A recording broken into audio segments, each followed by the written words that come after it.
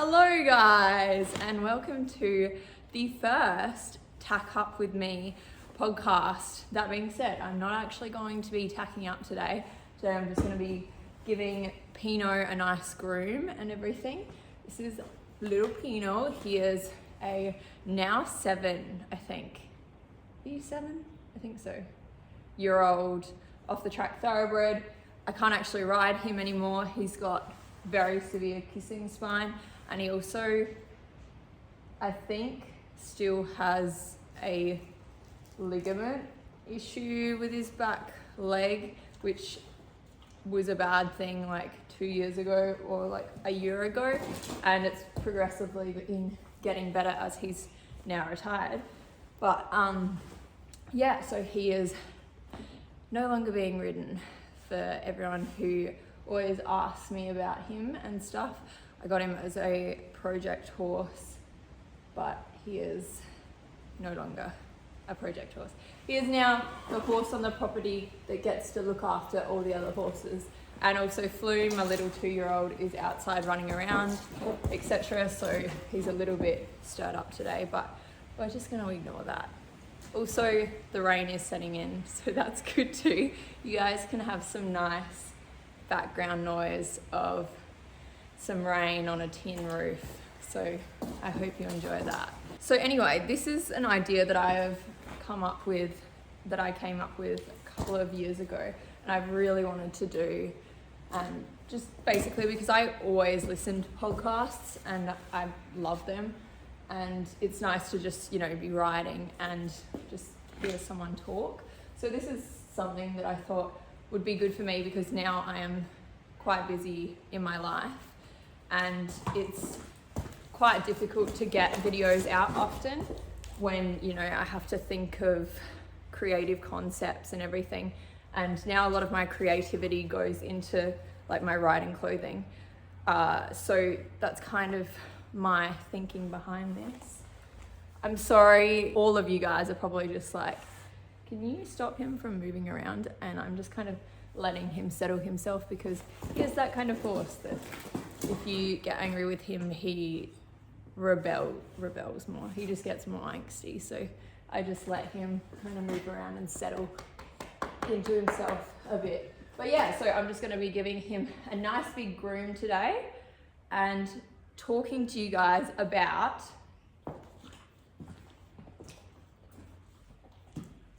what happened to his tail, and also what therefore happened when I posted on a forum about what happened to his tail. So I hope you guys enjoy this because it's quite the story, I will say. That being said, it's not that great. It's not that great of a story because there's no answers really. I just have them in the round yard at the moment because everywhere is super wet, so they're just covered in all of this sand, which is thankfully a lot easier to get off than mud, but it's just dusty and kind of gross. Okay? So yeah, Pinot, I took him to the vet twice with like diagnosing his kissings and stuff because he was just like, he would do a giant buck that I would literally come off, like the biggest buck in the entire world that horses can do pretty much. And it would be so randomly, like he would just, be cantering along super happily, and then all of a sudden he would just be like this giant buck, and he didn't really want to go forward and all that sort of thing. And then I got a friend's dad to look at a video of him going, and he was like, oh, it looks like it could be kissings, or it sounds like it could be kissings. And I was like, great. So I looked into it a bit and I was like, wow, this really does sound exactly like kissing spine. And so, yeah, I took him to a vet. We did x-rays all down his back, and he had 7 places that were not only like touching, he said they were fully like making out, essentially. Like it wasn't kissing spine, it was making out spine. So his back is just very messed up, and as you can see, like I'm 5'9", and he is a very big horse. Like he's 17 hands. Like honestly, probably taller than 17 hands. I feel he's pretty big. He was already this size when he was 2, and they basically just broke him in at 1.5, and at 2 he was already being raced. So that's really what perpetuated it heavily. Like yes, kissing spine is genetic, and 40% or something even higher sometimes percent of thoroughbred horses, or thoroughbred types, sorry, have kissing spine. But because he was ridden so early and raced so early, and the jockey pads don't give a whole lot of support to their spine, it just meant that his kissings was A, so bad, and B, so bad when I diagnosed him, I think as a 4-year-old or a 5-year-old, I think he was, when I got him looked at by a vet. Look at your crazy mane. So that's kind of the thing that happened with Pinot. That is his story. And so, yeah, anyway, last year I tried to rehab him, maybe in March to May. Like I did a full rehab with him, lunging with a lunging device, just getting him working over the back, etc. And he was going really nicely.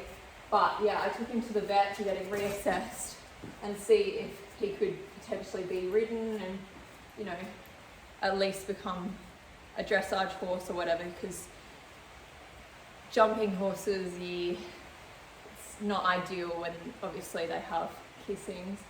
But basically I took him to the vet to see if he could be operated on, because he had like a new technique, like the vet that diagnosed him had a new technique where he could really like cut in between the bones and separate them a bit more than prior to that. Like he would only really do it when the spines were not touching together, like they were close, I can't remember the exact words, but close but not fully touching and grinding.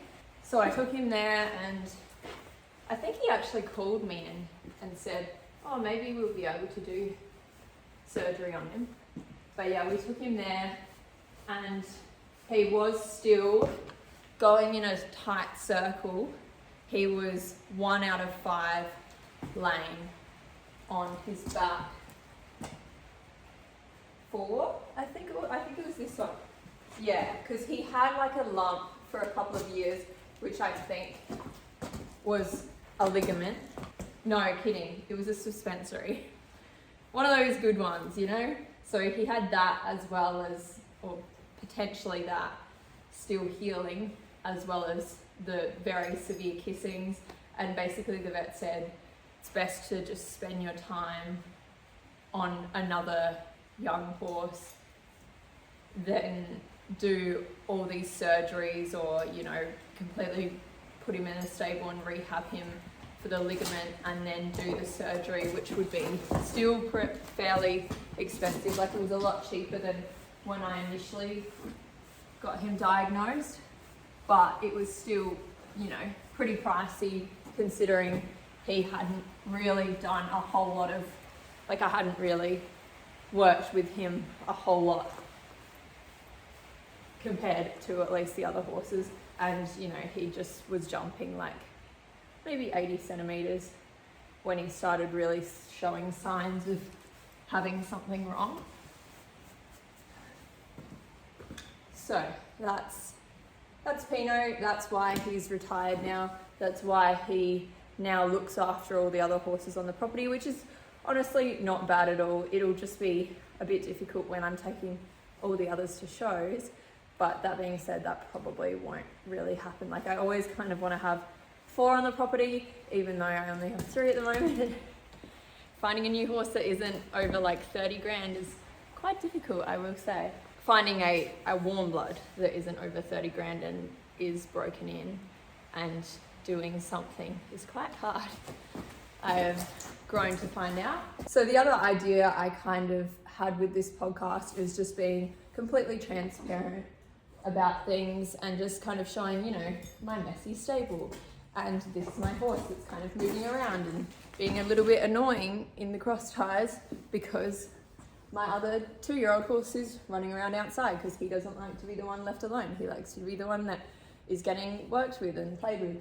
So yeah, it's here to make you guys realize that this is what sometimes happens with horses. Like, not everything is perfect. That's what I'm trying to say.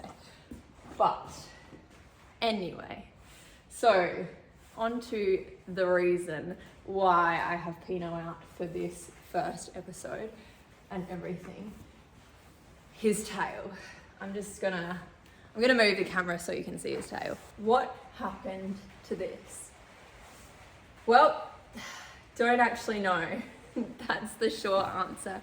No idea. No idea. Yes, okay. It looks very chewed. It's been quite a few weeks now, so it's kind of weirdly growing out, obviously. But anyway, he was in with flume. So short answer, flume could have chewed it. But that being said, and that's what like a lot of people thought, a lot of people said, that being said, flume also can barely go near Pinot. Like, Pinot hates him. Like, will not let him near him. Like, he hates flume and is really aggressive and dominant with him. He like really does not like him being anywhere up in his grill. He will try and kick flume. So I would be very surprised if flume ate it. So this happened, just overnight. One night I came out in the morning and his tail was gone. Literally, goodbye, non-existent anymore. And as he was walking up, I was like, where's Pinot's tail? And then he turned around and I was like, oh my God. And obviously, first thing I do, I go into the paddock. Well, first I look at him, assess him, and then I go all the way around the paddock to all the fences to see if his tail is anywhere or if there's any sign of any tails anywhere in the paddock. And there was not. There was literally not one scent of tail anywhere. Is that good? And so I immediately, my heart is pounding because I'm like, I know how Pinot and Flume are. Like, I know he really does not like Flume to get anywhere near him. And I really start feeling like, has there been someone on my property that has come and cut off his tail? Because I feel like that might have happened, because it didn't look entirely chewed. Like, it looked like the end of the hairs looked cut.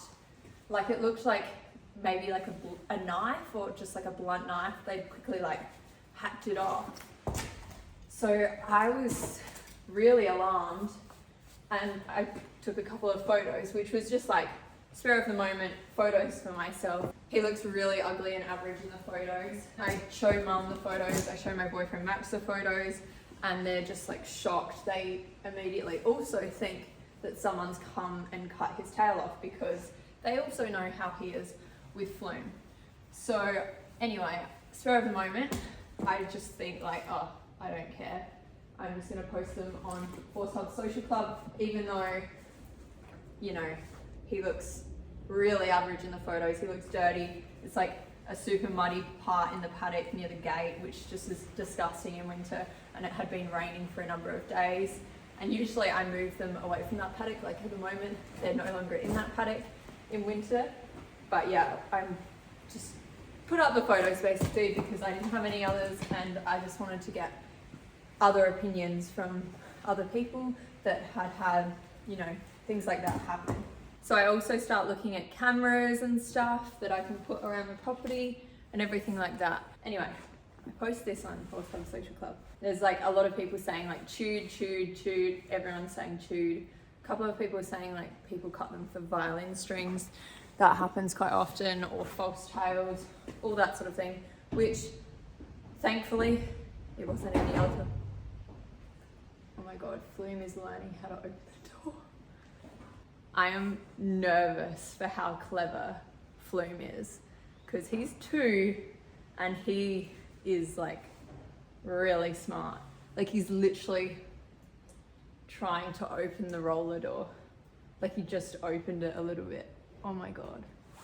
He's sniffing underneath. He's so smart. I'm scared for me breaking him in.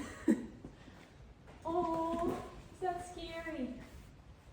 Are you wondering who's snooping around behind you? It's okay. It's okay, Bobs.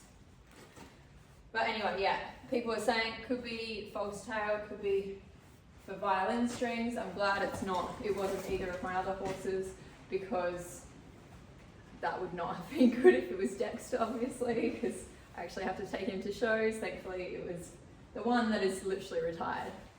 And anyway, I was just kind of super uncomfortable because obviously someone coming in and chopping off your horse's tail, that is not like a nice person.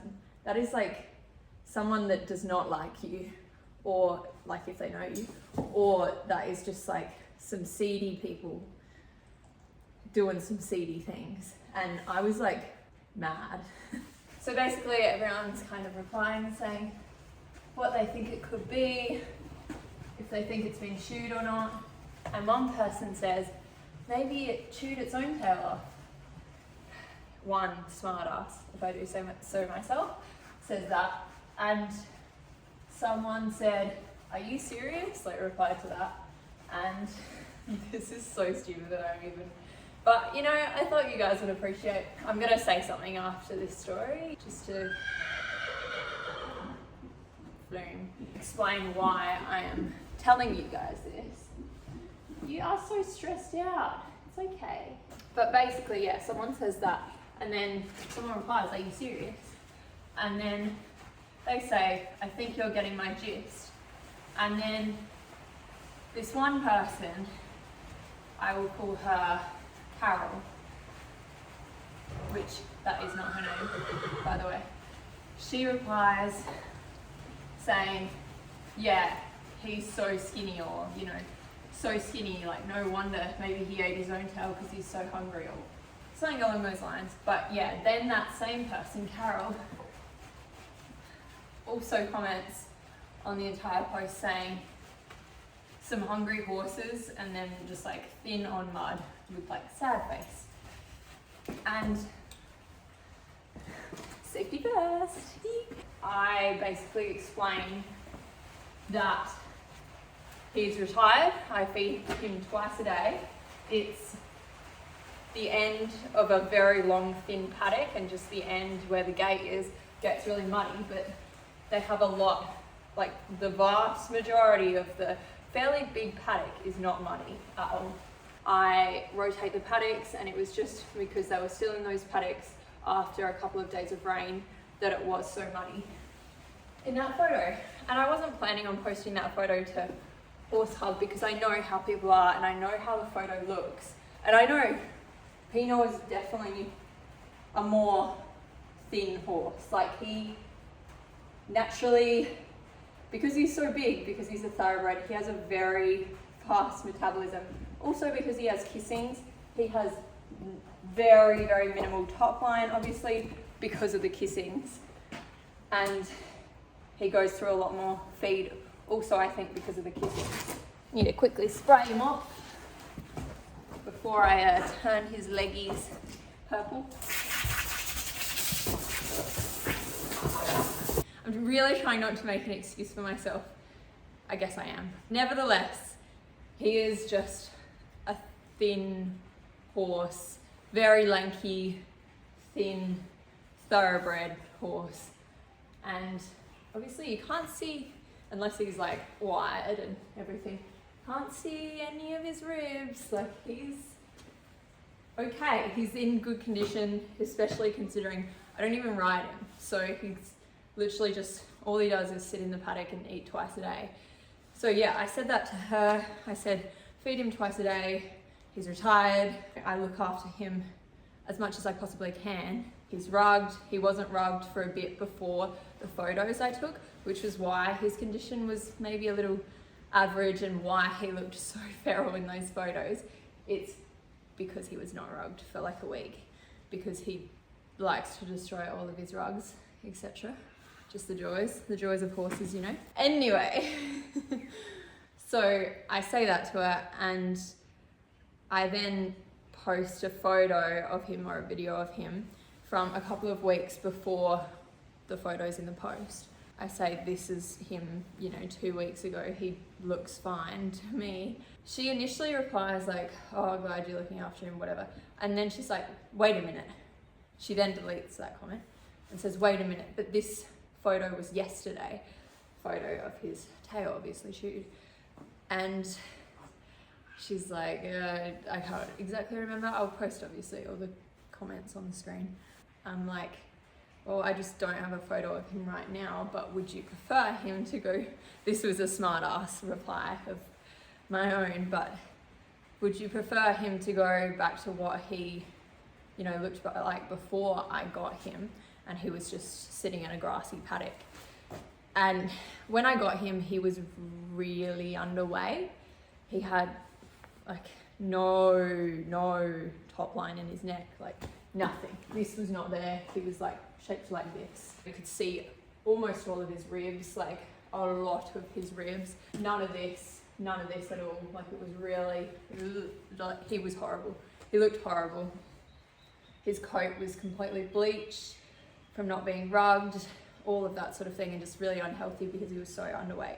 It took me so long to get him to this point, and he has obviously been a lot more muscly and big before when I was riding him a couple of years ago, and when it was, you know, in the middle of summer and not super cold, and you know, all horses kind of lose a bit of weight in winter often, and it's natural for them to do that. I've read a couple of articles that are like, it's kind of good when horses just naturally fluctuate, etc., in the cooler months and all that sort of thing. So I say that, post that, and she's like, that is exactly how I would expect him to look from these photos of his rump now, like the photo of when I got him. And I was just like, oh, you kidding? You're absolutely kidding. And so the next day, got him out, got him here in the cross ties, and I took some photos of him pretty much as like he looks now, a bit further into winter, so he has lost maybe, oh, actually no, probably exactly how he looks now, which, by the way, this is a terrible angle for you. Terrible angle for you while I'm trying to say that he's in good enough condition, while I'm trying to say that he looks okay. Maybe I'll just put you guys back here so he looks a bit nicer, you know? That's the thing too, it's all about the angles often with both people and horses, and looking underweight or a normal condition. So I posted photos of him like this, and then she did not reply to them. Didn't delete any of her other comments, I guess stuck by them. But that really got to me, because I really do try with all of my horses. Like, I really want them to be as healthy as they possibly can be. The vet told me to put him down. Like, that's literally what the vet said. He said, you know, he's going to cost a lot of money to maintain, being such a big thoroughbred. You're not getting anything out of him. He's just a paddock ornament, and you're feeding him twice a day. Just like, sometimes tough decisions have to be made, and maybe you should just put him down. And obviously I did not do that, because I am not morally thinking that that is okay. I think he can live a happy life just out in the paddock with his bloody front shoes and everything, because he's got such weak thoroughbred hooves that I can't have him completely unshod. So he's now living his life looking after all the other horses, and yeah, that was a nice little thing that I dealt with a couple of weeks ago online. And it just really shows like what I'm just trying to say by sharing this and whatever is people are ruthless online, especially in forums for some reason often. And they always have something to say about your horse's weight and whatever else. Obviously, I'm not saying, oh God, the rains are coming. I'm not obviously saying that all people are incorrect in saying something like that, but often you do not know the full story. She replied to another rude comment, agreeing, and I was like, well, you can have him if you want, because look after him better than me. I'm feeding him twice a day. I'm literally sponsored by Might, and I'm feeding him a lot of food, like as much food as I literally have had a nutritional analysis done on him before, and they have told me what to feed him. And I've said he's slightly underweight, what should I feed him? He's now been on that for about a month or so. Hasn't gained a whole lot of weight, but it's also been really cold here. And so has, lost a bit. But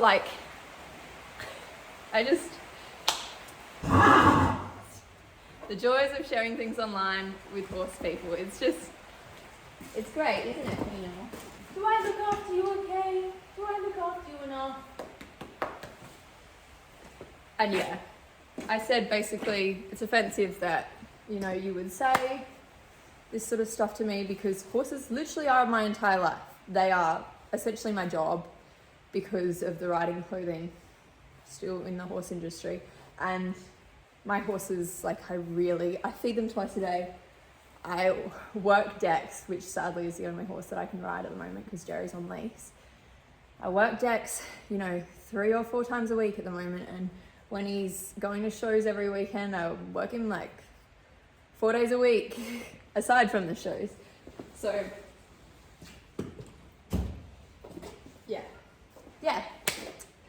I thought you guys would enjoy that little bit of drama and just take from it that often people are ruthless online, and just kind of take it within, consider what they have to say. I think consider what they have to say if, they mean well.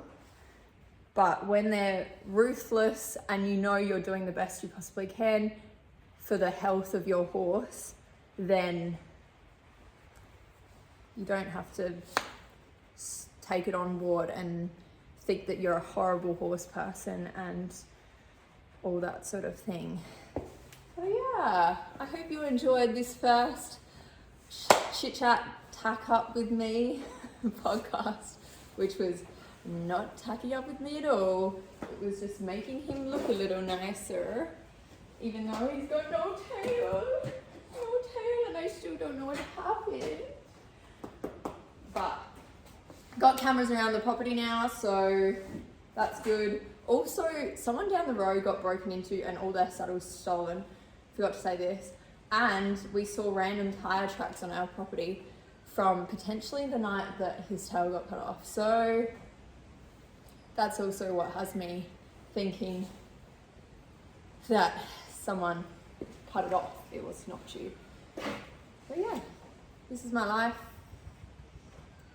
Hope you guys enjoyed once again, and let me know what you would like me to do for the next podcast and talk about. I already have a couple of other ideas for podcasts, like being a horse girl and dating, finding inspiration to ride, etc., all that sort of thing.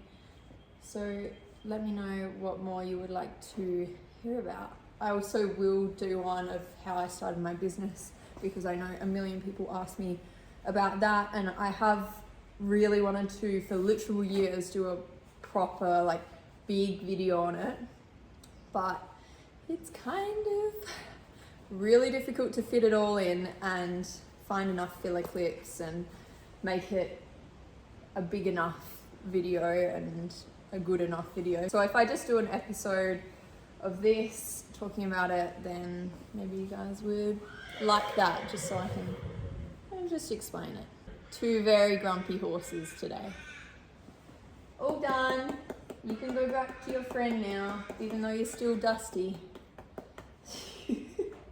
Dusty, but happy and healthy. I think.